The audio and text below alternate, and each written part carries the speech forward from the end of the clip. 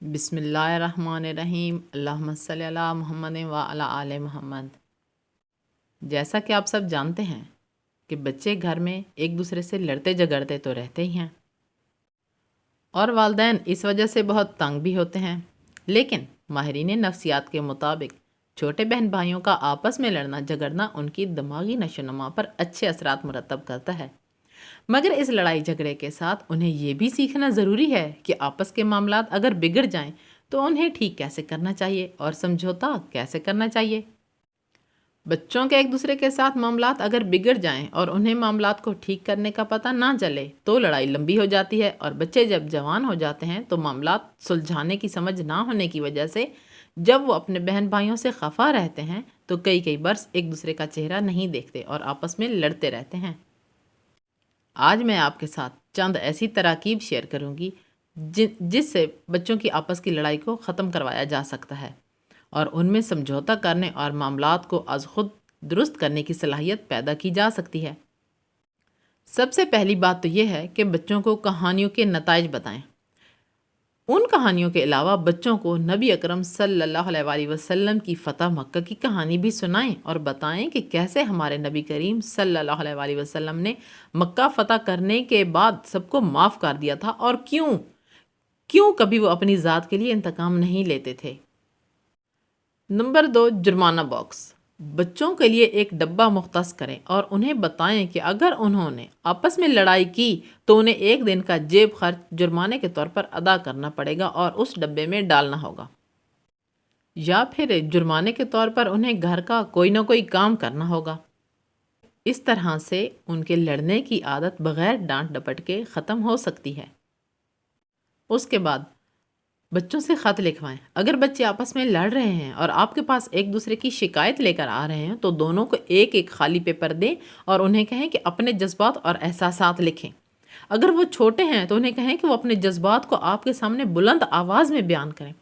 اس عمل سے بچوں کو محسوسات کا خود بھی پتہ چلے گا اور وہ بات کو بڑھا چڑھا کر کرنے کے عمل سے بچیں گے۔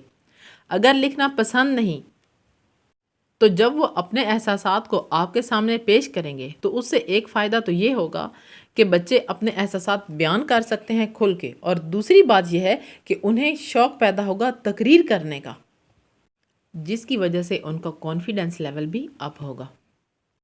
اس کے بعد بچوں کو علیحدہ وقت دیں۔ بچوں کے ساتھ علیحدہ وقت گزارنا اور ان کی دلچسپیوں میں شامل ہونا دوسرے بچوں میں تھوڑا حسد پیدا کر سکتا ہے، مگر اگر سب کو برابر وقت مل رہا ہے تو اس کے بہت سے فائدے ہیں۔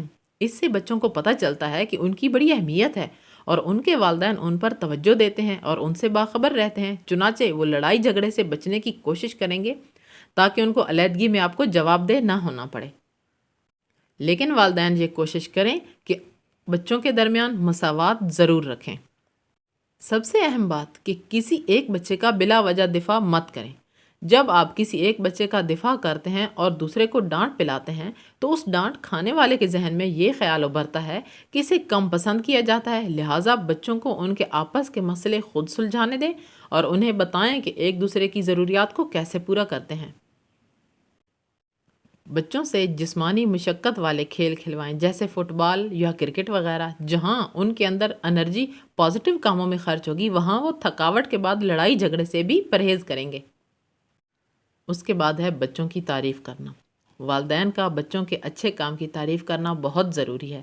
اس سے بچوں میں خود اعتمادی پیدا ہوتی ہے اور دوسرے بچوں میں بھی رغبت پیدا ہوتی ہے کہ کچھ اچھا کریں تاکہ ان کی بھی تعریف ہو۔ بچوں میں سوچنے کی قوت۔ بچوں کو ان کے کاموں پر غور کروائیں اور انہیں خود سے سوچنے دیں کہ کوئی کام ٹھیک ہے یا غلط۔ ایسا کرنے سے بچوں کو مختلف چیزوں اور معاملات کا پتہ چلے گا اور کہ اسے کس طرح سے ٹھیک انجام دینا ہے اور غلطی سے کیسے بچنا ہے۔ اس کے بعد آپ بچوں پہ ذمہ داری ڈالیں۔ اگر آپ گھر سے کہیں باہر جا رہے ہیں یا کوئی چھوٹا بہن بھائی گھر پہ ہے ان کا، تو آپ جاتے ہوئے اپنے بچے کو یہ کہہ کر جائیں کہ میرے بعد آپ نے ان کا خیال رکھنا ہے، آپ نے گھر کا خیال رکھنا ہے۔ اس سے بچے میں احساس ذمہ داری پیدا ہوگا۔ جب آپ یہ ذمہ داری بچے کو دے کر جائیں گے تو آپ کی غیر موجودگی میں وہ خود کو بہت بڑا محسوس کرے گا اور خود کو ایک ذمہ دار پرسن سمجھے گا کہ میں نے گھر میں کوئی نقصان نہیں ہونے دینا، میں نے چھوٹے بہن بھائیوں کا خیال رکھنا ہے آپ یقین کریں کہ یہ ذمہ داری بچے میں کانفیڈنس لیول بہت حد تک بڑھاتی ہے۔ یاد رکھیے گا کہ بچوں میں بلکہ ہر انسان میں کچھ ایسی خامیاں ہوتی ہیں کہ جب ان کی تعریف کی جائے یا انہیں کوئی ذمہ داری سونپی جائے تو وہ خامیاں دور ہو سکتی ہیں۔ اگر آپ بچے کو ذمہ داری دیں گے اور اس کی تعریف بھی کریں گے تو آپ یقین کریں کہ بچے نے جو غلطی کرنی ہوگی وہ بھی نہیں کرے گا، اس احساس سے کہ ہاں جی میں ذمہ دار ہوں، میری یہ ذمہ داری بنتی ہے، میں نے تو اس کام کو ٹھیک طرح سے کرنا ہے، اور اگر غلط ہو رہا ہے یا کہیں زیادتی ہو رہی ہے تو میرے امی یا ابو مجھے اس کام کو بہتر طرح سے کرنے کی ذمہ داری سونپ کر گئے ہیں۔ ویڈیو پسند آنے کی صورت میں لائک اور چینل کو سبسکرائب کرنا مت بھولیے۔ جزاک اللہ خیر۔